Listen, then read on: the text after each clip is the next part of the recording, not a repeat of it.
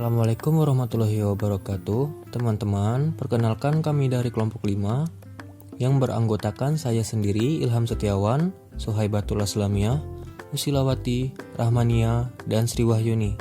Pada kesempatan kali ini, kami melakukan praktikum mengenai pencemaran air.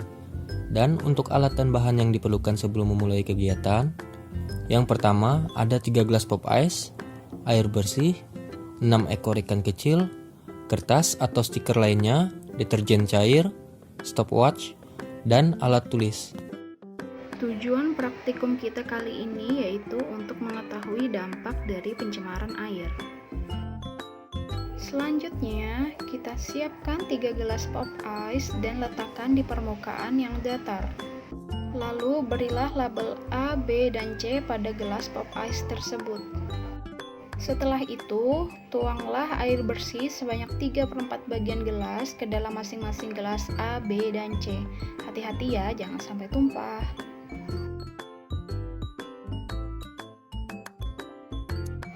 Setelah itu, masukkanlah ikan atau berudu sebanyak 2 ekor ke dalam masing-masing gelas A, B, dan C. Lalu berilah 2 tetes rinso cair ke dalam gelas A dan 1 tetes ke dalam gelas B secara bersamaan. Setelah itu, kita amati semua berudu tersebut menggunakan stopwatch selama 1 menit. Jika kita perhatikan, setelah ditetesi rinso, berudu di dalam gelas A dan B terus berputar-putar dan terlihat mabuk. Beda halnya dengan berudu yang ada di dalam gelas C, mereka masih terlihat normal dan tidak menunjukkan reaksi yang aneh.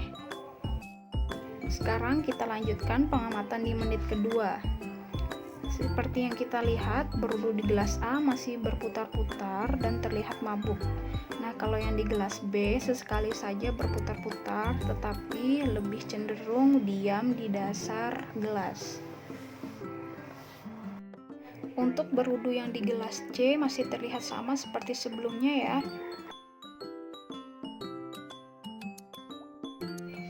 Sekarang kita lanjutkan pengamatan di menit ketiga. Sepertinya berudu pada gelas A terlihat lebih diam di dasar gelas, dan berudu yang di gelas B terlihat berputar-putar lagi dan berenang ke permukaan gelas. Dan untuk berudu yang di dalam gelas C masih terlihat sama ya, tidak ada menunjukkan reaksi yang aneh.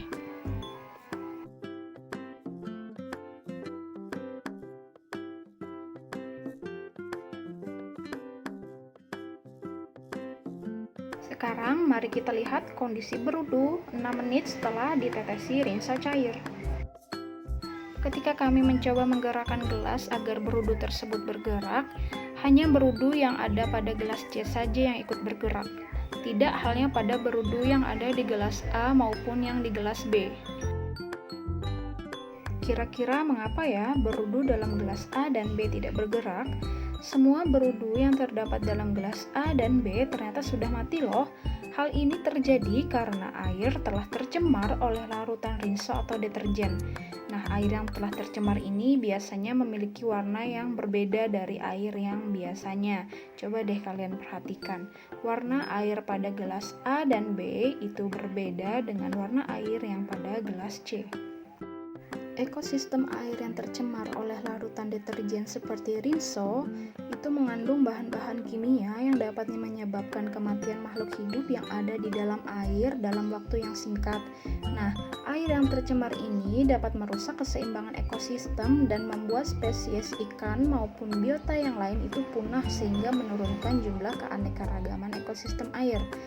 Berdasarkan pengamatan yang telah kita lakukan, berudu dapat mati dalam waktu yang singkat akibat air yang tercemar oleh deterjen.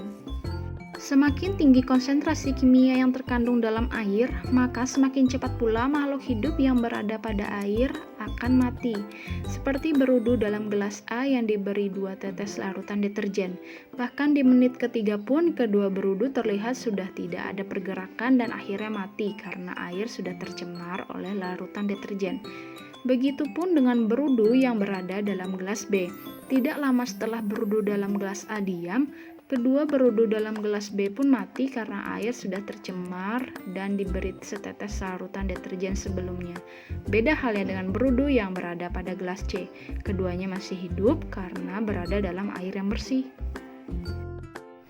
Maka dari itu, sebagai manusia, kita harus mengawasi dan membatasi penggunaan bahan yang mengandung zat kimia dan tidak menjadikan sungai sebagai tempat pembuangan sampah ataupun limbah yang berlebihan. Hal ini bertujuan untuk menjaga spesies makhluk hidup yang berada dalam air dan menjaga keseimbangan ekosistem. Jadi dapat kita simpulkan bahwa berudu tidak dapat hidup di ekosistem yang tercemar ya teman-teman.